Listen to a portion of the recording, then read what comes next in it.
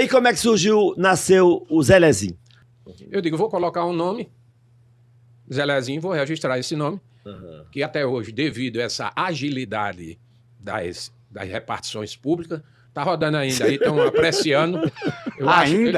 Eu acho que quando eu morrer na minha lápide... Agora foi.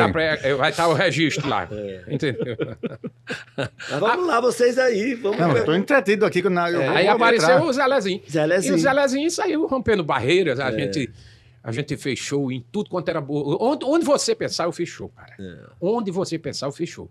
Eu fiz show em Canoas. Esse é um fato bacana. Eu fiz show em Canoas. Canoas, RS. Rio Grande do Sul. Rio Grande do Sul. É a grande Porto Alegre. A grande Porto Alegre. E eu desafiei um cara que tinha lá no show, estava sentado, cliente lá. Que eu era mais gaúcho do que ele. Tá. Aí ele lá do outro lado, ó. Aí ele disse, você é mais gaúcho que eu? Eu digo, eu sou. Sou mais gaúcho que você. Aí vamos conversar, bora. Porque o importante não é você gravar meia dúzia de piada e contar para as pessoas. Eu acho que o artista deve ter um engajamento muito grande com a educação para você transmitir, você ser o que hoje a turma é chamada, e eu não entendo porque eles não influenciam em nada. O influencer, né? Você tem que influenciar as pessoas por bem, para coisas bacanas, mostrar outros caminhos. Mas hoje a menina bota bunda, bota não sei o que, bota influência e acabou. Aí eu achei sempre que por eu contar essas histórias, isso e aquilo, eu sou um contador de história, tá certo? Eu devia deixar alguma coisa para as pessoas. Na época da universidade, o nosso reitor era Linaldo Cavalcante. E a gente recebia uma Bolsa Arte para estudar cultura popular. Livros e mais livros a respeito, tá certo? Desses folguedos, desses autos populares, no Brasil todo. Tanto é que esse nosso grupo da universidade era como se fosse a seleção brasileira de folclore. Só que a gente tinha. O grupo que tocava com a gente era da Orquestra Sinfônica, só para você sentir o nível. Eita, moleque. Os caras que cantavam do coral, que o coral da Universidade Federal foi um dos melhores do Brasil. E a turma que dançava. Agora, naquela época não era cara vagabundo, isso, aquilo outro. Não era pessoas estudando engenharia, estudando química, estudando isso, aquilo outro. Não era essa turma que se dedica só à música aí, deixa o cabelo crescer, bota uma bolsa velha de lado, um chinelo de palha e acha que está na moda, né? Não. Eram pessoas que estudavam de verdade, ia para a universidade estudar, né? Aprender, e a gente tinha aquela coleção de livros que vinha para a gente do MEC, para estudar sobre essas coisas. Tanto é que eu já tive discussões. Isso aí é um fato até engraçado, porque Manaus tem uma célula de educação.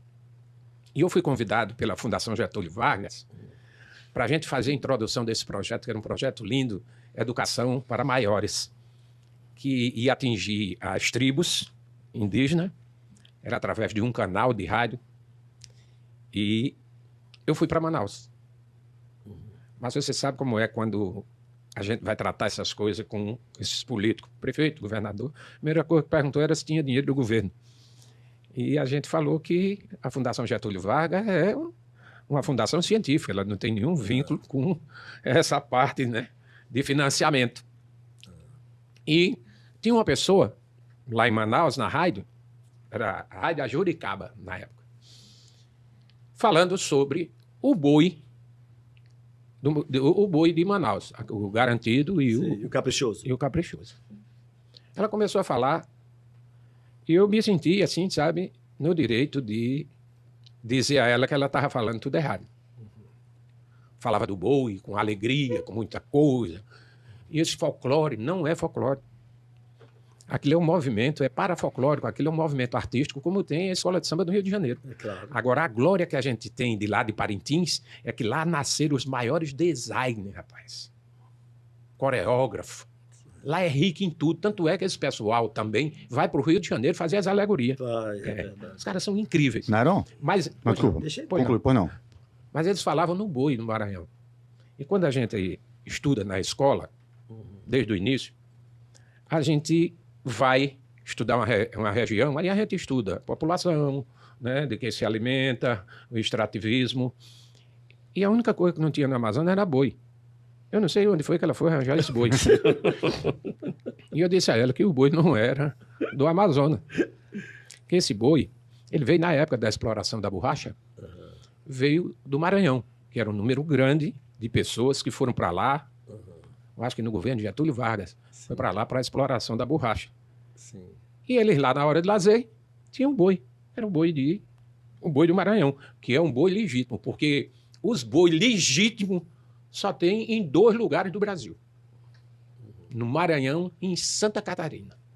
Santa Catarina ele é até conhecido como boi de mamão, porque nessa brincadeira deles, faltou a cabeça do boi, não tinha como fazer a cabeça, pegaram o mamão e fizeram aquele lá, os antepassados, e ficou como boi de mamão. Aí eu fui dizer a ela que aquele boi, que lá os poucos que criavam, né, esses bovinos, era em cima de umas plataformas, porque o rio enchia, não tinham de criar esses animais, e criavam 2, 3 para o sustento dos meninos com leite, isso, aquilo outro. Ela ficou brava comigo, eu relevei, tirei por fora, porque não adianta você levar a discussão dessa para frente. É claro.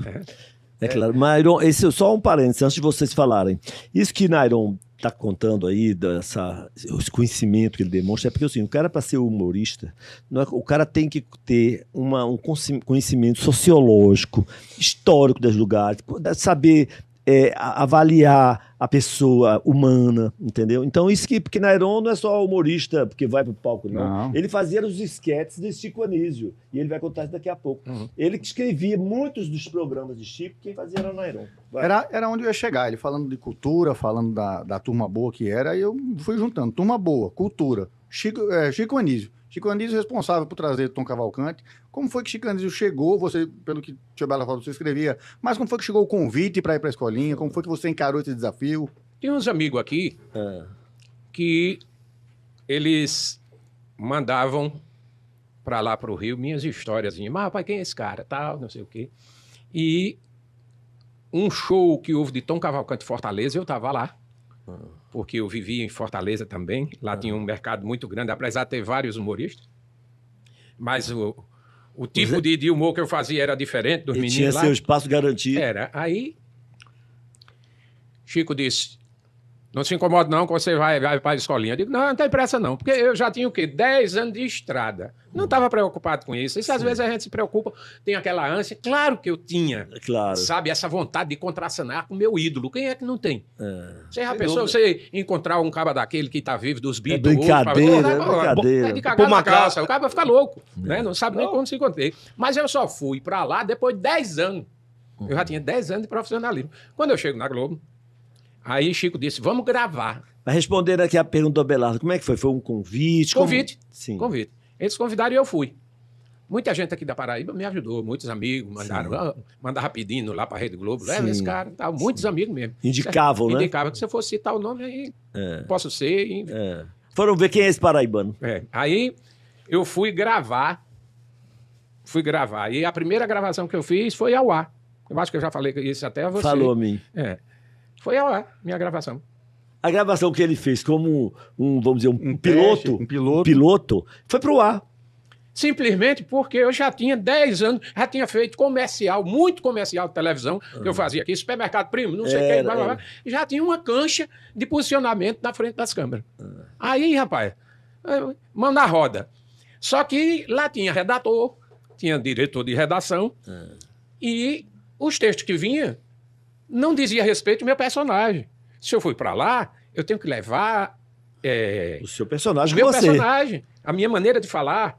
Claro que eu tive que universalizar, tive que fazer um curso de dicção, postação de voz, porque o nordestino falando, ele fala muito rápido, as pessoas às vezes não entendem, ele usa palavreados que são regional, e eu, além de falar, eu ainda mostrava a pessoa o conhecimento. Eu dizia, tinha um pé de algaroba, rapaz, meu povo, é um pezinho de leguminosa que tem lá, que é a basezinha, faz café, o gado come e tal. Então eu explicava para que as pessoas, né, tivessem um entendimento do que era o Nordeste, mas nunca levei negócio de fome, disso, daquilo, aquilo outro. Quando levava, era boa nova.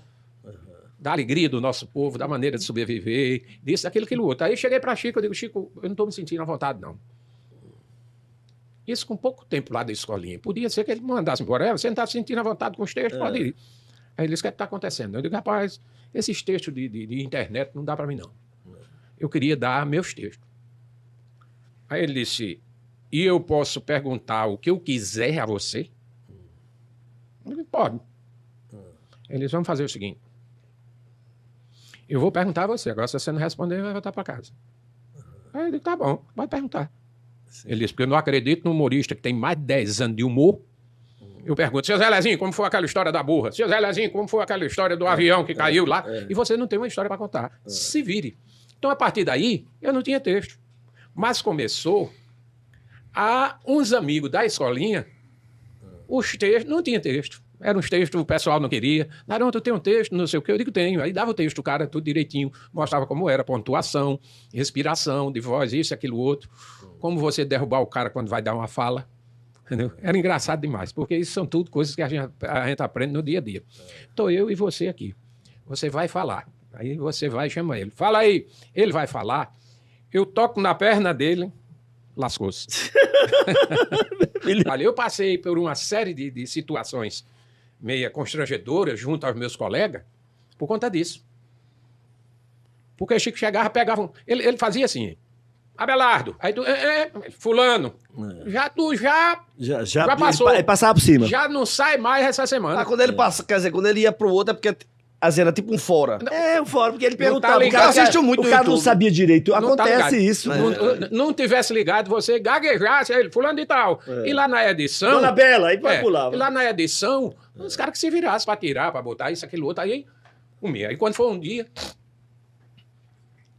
Eu tava, Tom Cavalcante chegou, sentou atrás de mim, tava vindo coisa, aí disse, Zé, eu digo, bicho, ele disse, me deu uma piada pequenininha, porque senão eu não vou sair essa semana. Eu já estou muito distante da escolinha, porque ele estava mais envolvido lá com coisa. Eu digo, beleza, Tom, olha, tal, mas a gente tá falando aqui, e o boom, tudo aqui microfonado, chegou no ponto de Chico.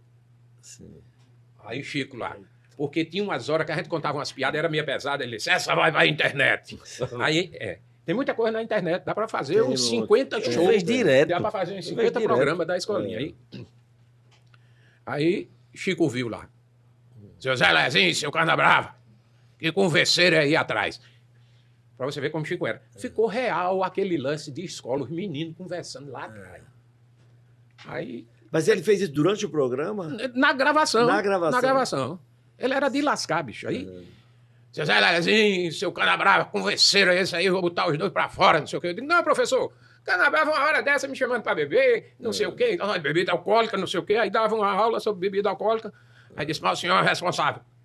Me diga uma coisa. Me fale sobre o órgão sexual feminino.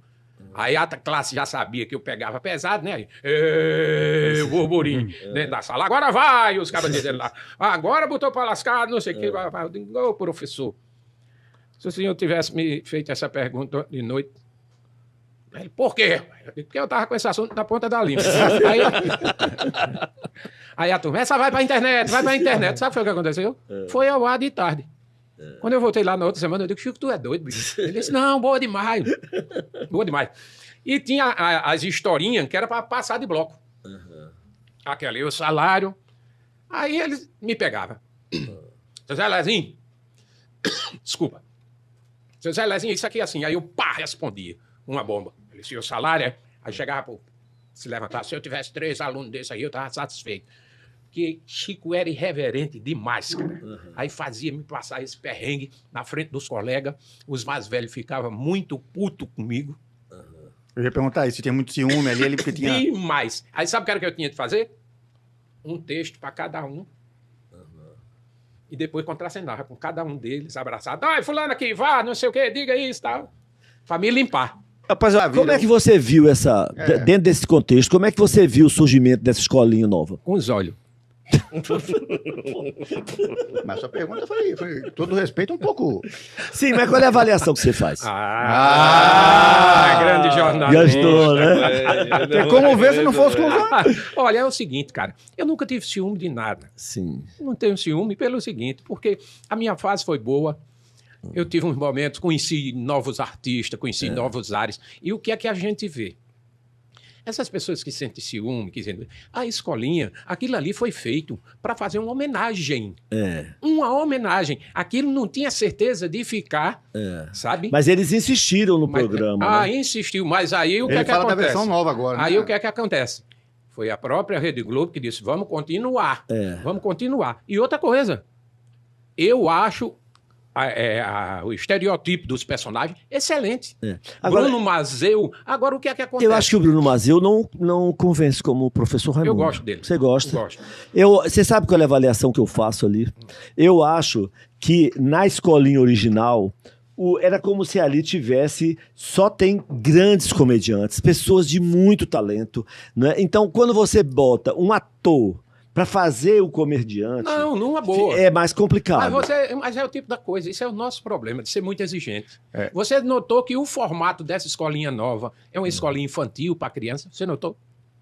Não sei se eu não. Então, foi para as O tardes que eu assim, notei né? que eu não vejo muita graça nos Não personagens. vê porque os personagens são personagens infantil. Sim. Aquilo ali tinha outra intenção, certo? De ser um programa. Jamais a gente poderia encontrar uma escolinha formada por atores que tivesse a mesma pegada da escolinha, de um Costinha, de um Mário Tupinambá, de Castrinho, do Brandão Filho. um grande Otelo. Jamais você ia encontrar essa pegada. Agora, o Chico, você, na tua opinião, você considera que Chico tenha sido o maior humorista do Brasil de todos os tempos? Sem dúvida alguma. Você tira só pelo tanto de personagem que o cara tinha. E aí tinha outros muito E um bons. completamente diferente do outro. E né? a voz e tudo. E tudo. E outra coisa. Rapaz, olha, Porque o Jô fazia, mas o Jô Não, não o Jô tinha era essa muito habilidade. bom, Era muito bom, mas ele não tinha. A voz era a mesma. o Jô é excelente também. Agora, chicanese, impagável. Imbatível. Impagável. E, rapaz, esse cara falando das mulheres, eu não sei como é que ele não levou uma surra quando chegou em casa. Minha mulher estava na frente. Ela já está acostumada. Não, aí eu queria que o Nairon contasse pelo menos uma história dessas mulheres, da visão dele tão engraçado que foi no show. Porque, primeiro, porque ele tem que. Se ele bobear, ele leva uma camada de pau em casa, né? Porque ele dá. Mas eu queria que você pudesse fazer isso assim pra gente, era bacana. Você vê, lá em casa mesmo, hoje de tarde aconteceu uma coisa engraçada. Eu estava assistindo televisão e eu queria botar nos esportes, porque era no meu quarto, no quarto dela, e queria botar no esporte. Mas quando eu cheguei lá, que eu estava na rua, quando eu cheguei, ela já estava assistindo esse seriado de Miami Vice, aquele negócio de Sim. Sai da Netflix. CSI Miami, não sei o que aquele negócio. E ela é daquela que narra a cena. Sim. Mas tu não tá vendo? Essa mulher, pelo amor de Deus, fica narrando filme. Ela conversa com Conversa com o filme. Negócio de pobre mesmo, né? Aí eu olhei de lá e eu digo, filha, eu digo, me faça um favor. Eu digo, não se meta nesse negócio não, depois traz confusão aqui pra casa. Ela deu a moléstia comigo. E a outra foi a que eu disse lá no show. Lá em casa tem uma bicicleta ergométrica. Sim. Compraram uma bicicleta, eu chego morto das viagens. Aí você precisa fazer uns exercícios. Se eu fizer, eu tô morto, rapaz. Eu já chego morto. Mais do que já faz, né, não? Morto de cansado. Aí a ergométrica lá só serve de cabide, né? Eu penduro uma camisa, uma calça. Aí, quando foi um dia desse, eu comecei a pedalar, muito bem. Aí eu parei. Você parou por quê? Eu digo, eu tô descendo uma ladeira.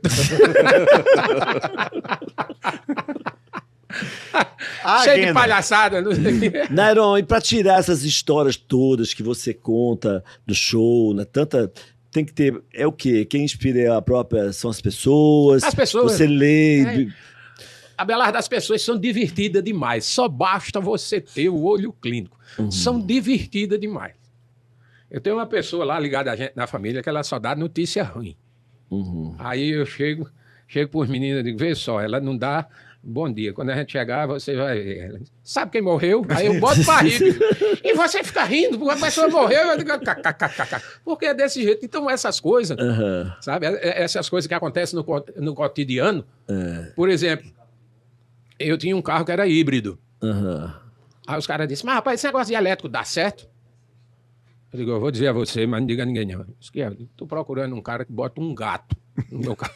No carro elétrico. Como é que vai botar um gato? Agora, essas besteiras saem assim, sabe, voluntariamente. Nairon, Vai, desculpa. E a intenção do show, eu acho que você notou que o show é todo cheio de informação. É cheio de informação. Sabe? Falo sobre tudo, sobre todo tipo de preconceito, sobre os contrastes da nossa época, das pessoas que moram no sítio, para hoje como elas estão vivendo, o processo do pós-pandemia, o que tem causado nas pessoas, não é? A mudança introduzida pelos celulares. Exato, falo sobre o celular, sobre tudo que esse instrumentinho faz com o ser humano, né? Que é um juiz em apêndice.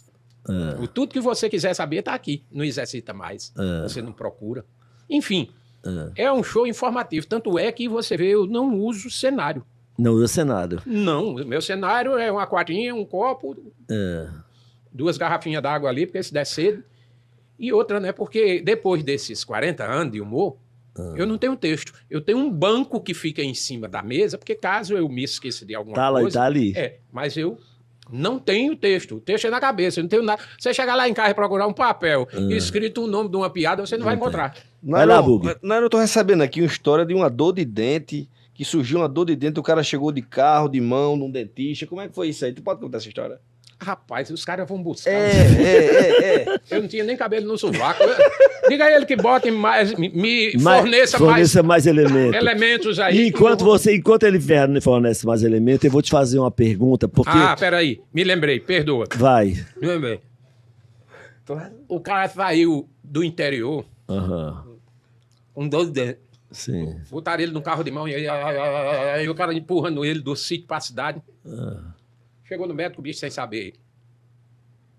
saber ler, entrou no urologista. Aí o médico botou ele na posição de decúbito dorsal e começou a examinar e ele, a cabeça vermelha, o queixo inchado. Aí o doutor disse, rapaz, você não tem nada aqui não, rapaz, isso é um botico de um menino de 15 anos. E ele já velho, ele disse, aí não, doutor. Meu problema é no dente. O doutor disse, por que tu deixou eu mais de meia hora mexendo aqui no teu foba? Eu pensei que o senhor estivesse procurando a raiz. Rapaz, É complicado. eu cheguei em Cajazeiras certa vez, tinha um cara vestido da seleção brasileira, de short, meião, chuteira, todo pintadinho de ferrugem e tal, por isso que o nome dele é Pintado. Pintado, comerciante, ambulante. E eu cheguei lá, vi ele, mas ele não teve a coragem de me abordar. E eu tinha almoçado, fui dormir. 5 horas da tarde, quando eu acordei, que desci para conversar com o povo ali na frente, fazer um lanche, ele estava lá. Olha, eu queria falar com o senhor. Eu digo, na hora, amigo, qual é o problema? Não, porque queria que o senhor me desse um voto na minha campanha. Eu digo, tá certo, bicho. Não é boa. Foi você que eu vi logo cedo. Tem um cara vestido de seleção brasileira, de meião, tudo. Não passa desapercebido. Aí ele disse, era eu. Eu digo, por que você não falou, rapaz? Passou a tarde todinha sentada aí. Não, não queria incomodar. Não há incômodo algum. Aí, o cara é engraçado demais. Ele era, na época, era vereador pintado. Sou vereador, se você entrar na internet, você vai se mijar de rir com os projetos dele. Primeiro que ele queria lá para Cajazeira um ventilador em cada poste, por causa do calor. Disse que tinha um projeto Minha Vaca, Minha Vida. A família que tivesse mais de 3 meninos tinha uma vaca, não sei o quê. Aí ele disse, a biblioteca, tudo era para ser dentro do cemitério, que é o lugar mais tranquilo para você estudar. Não tem zoada de nada. Rapaz, os projetos são demais. Demais os projetos. Altamente engraçado. Aí eu fiz uma chamada para ele lá. Ele era meu candidato, é o Pintado, não sei o quê. Aí, mas tem muitos engraçados. Que é o folclore político, né? Esse lance de presidente da República morreu muito, né? Antes ainda tinha. E eu brincava assim com um e com o outro. Mas hoje nem as pessoas acham mais graça. E outra, né? A radicalização é muito grande. A radicalização é tão grande que você tem. O artista tem amigo em todos os segmentos. É claro, sabe? Você fica com receio de meter. Eu não perco minha amizade por conta de política. A não ser que o cara queira ficar com raiva de mim. Claro. Não perco, não. Eu tenho gente de um lado e do outro que são meus amigos que vêm pra cá. Agora eu vou estar no show falando do partido do outro. Não. Eu acho que todo artista, isso aí é uma opinião simples minha, não devia se expor em show. É isso. Que ele perde a clientela dele. Eu acho também. E outra coisa, esse negócio de governador, de presidente, vou governar com um povo. Isso é conversa mole.